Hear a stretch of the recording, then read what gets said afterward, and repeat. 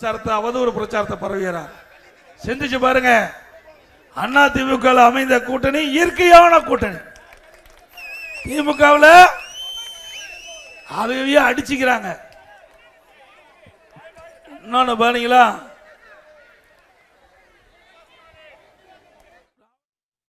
2021ஆம் ஆண்டு கூட்டணியில் இடம்பெற்றிருந்தாங்க. அவர்களுக்கெல்லாம் 4 ஆண்டு காலம் திராவிட முன்னேற்ற கழக ஆட்சிக்கு அவர் தாங்கி பிடிச்சிட்டு இருந்தாங்க. சட்டமன்றத்தில் திராவிட முன்னேற்ற கழக அரசு செய்கிற தவிர சுட்டி காட்டவே இல்லை.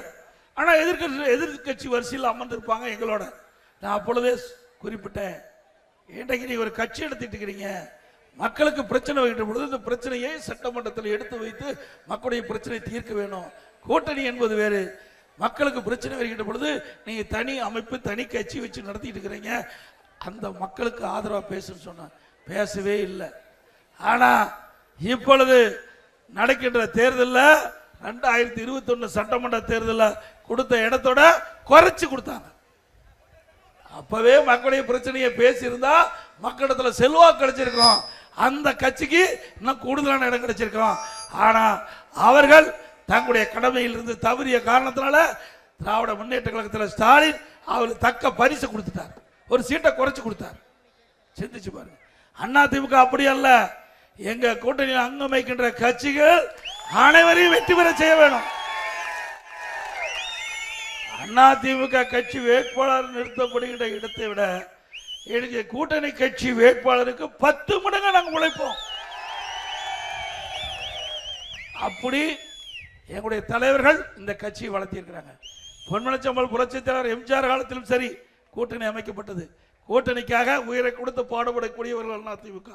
அதே போல அம்மா இருக்கின்ற பொழுது கூட்டணி அமைச்சோம். அந்த கூட்டணி இடம்பெறுகின்ற கட்சியுடைய வேட்பாளர் வெற்றி பெறுவதற்கு இரவென்றும் பகலென்றும் பாடுபடக்கூடிய இயக்கத்தை சேர்ந்த தொண்டர்கள் நிறைந்தது. ஆக இப்படி எங்க கூட்டணியில மனம் ஒத்த கருத்துண்டு அனைவரையும் வெற்றி பெற வேண்டும் என்ற எண்ணத்தில் பாடுபடும். திமுக அப்படியே இருக்குது. காங்கிரஸ் திமுக 20 நாட்கள் கூட்டணி அமைக்கிறதுக்கு போராடிட்டு இருந்தாங்க. 20 நாட்கள் போராடிட்டு இருந்தாங்க. இன்றைக்கு காங்கிரஸ் கட்சிக்கு மேலிட பொறுப்பாளர் ஒருத்தர் வந்தார். அவர் ஒரு கருத்து சொல்லுவார், திமுக நிர்வாகி ஒரு கருத்து சொல்லுவார். இப்படி மாறி மாறி பத்திரிகையிலையும் ஊடகத்திலையும் அந்த கூட்டணி கருத்து வேறுபாடு வெளிப்படையா வெளியே வந்தது. பிறகுதான் வேற வழி இல்லாம ஒன்னா சேர்த்திருக்கிறாங்க.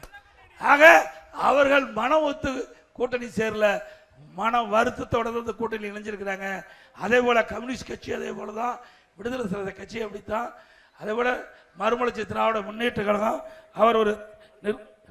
அவருடைய ஒரு முக்கிய நிர்வாகி கூட்டணி பேச்சுவார்த்தை முடிச்சுட்டு வெளியில் வரும்போது அவர் பேட்டி சொல்றார், அழுது கொண்டே சிரிக்கிறேன், அழுது கொண்டே.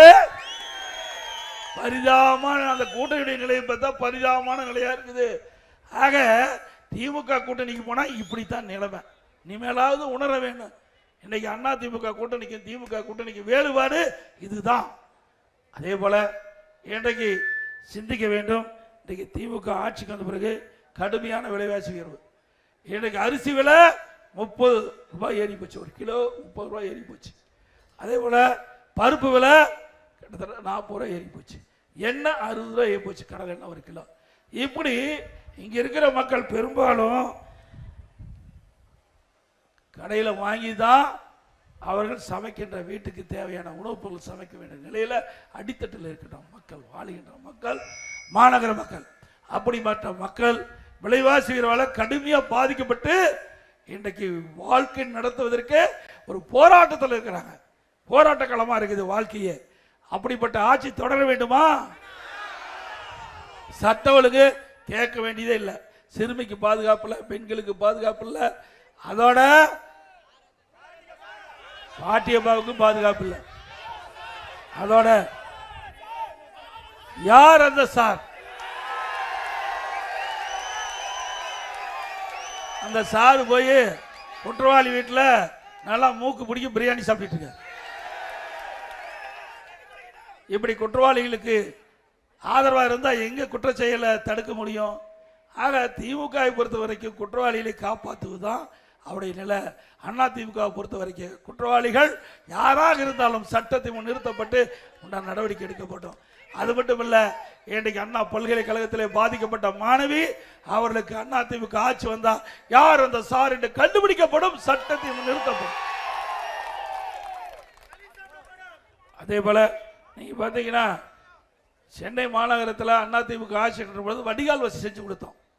இன்றைக்கு ஜைகா உதவியுடன் உலக உதவியுடன் நிதி ஒதுக்கி வாங்கி 4 திட்டமா பிரிச்சோம். ஃபேஸ் 1, 2, 3, 4 4 பிரிச்சோம்.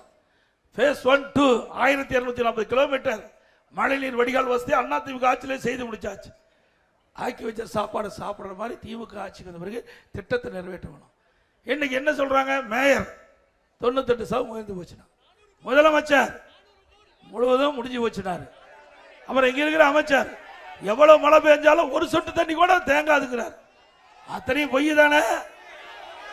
ஏங்க அதிமுக ஆட்சியிலே போடப்பட்ட திட்டம், அதற்கு தேவையான நிதி நாம ஜெயிக்காதிலிருந்து பெற்றுக் கொடுத்துருக்கிறோம். அப்படி இருக்கும்போது கமிஷனுக்காக இந்த அரசாங்கம் திட்டமிட்டு இந்த பணியை ஆமை வேகத்தில் நடந்த காரணத்தினால மக்கள் பாதிச்சிருக்காங்க. தரமான வடிகால் வசதி செய்யல. மீண்டும் அதிமுக ஆட்சி வரும். இந்த திட்டத்தில் முறைகேடு நடைபெற்றால் நிச்சயமாக கண்டுபிடித்து நடவடிக்கை எடுக்கப்படும். அத்தனையும் பச்சை பொய். மேயர் ஒரு பக்கம் பேசுறாங்க, துணை முதலமைச்சர் ஒரு பக்கம் பேசுறாங்க, துணை முதலமைச்சர் ஒரு பக்கம் பேசுறாங்க. ஆனா வேலை நடந்த பாட்ட காணோம். இப்படி வடிகால் வசதி செய்யாத காரணத்தினாலதான் கனமழையின் போது சென்னை மாநகர மக்கள் கடுமையா பாதிக்கிறாங்க. ஆக அந்த பாதிப்பிலிருந்து அதிமுக அரசு வந்து மீட்டெடுக்கும் என்பதை நேரத்தில் தெரிவிக்க விரும்புகிறேன். அதோட கோவம் ஆற்று கரையோரம் 17,750 பேர் குடும்பம் இருந்தது. அதையெல்லாம் பாதுகாப்பான இடத்துல குடியமர்த்தணும்.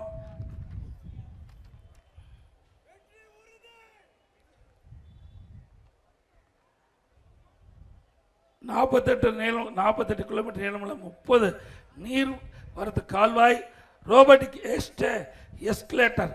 அதான் நீங்க பார்த்தீங்கன்னா அந்த கால்வாய் எல்லாம் அப்படியே தூர்வாரி கிடந்தது. பல ஆண்டா தூரே வரல.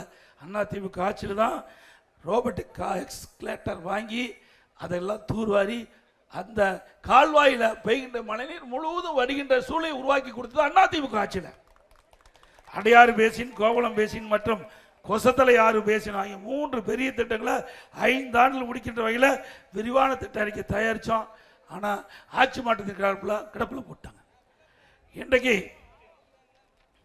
அதிமுக ஆட்சியை பொறுத்த வரைக்கும்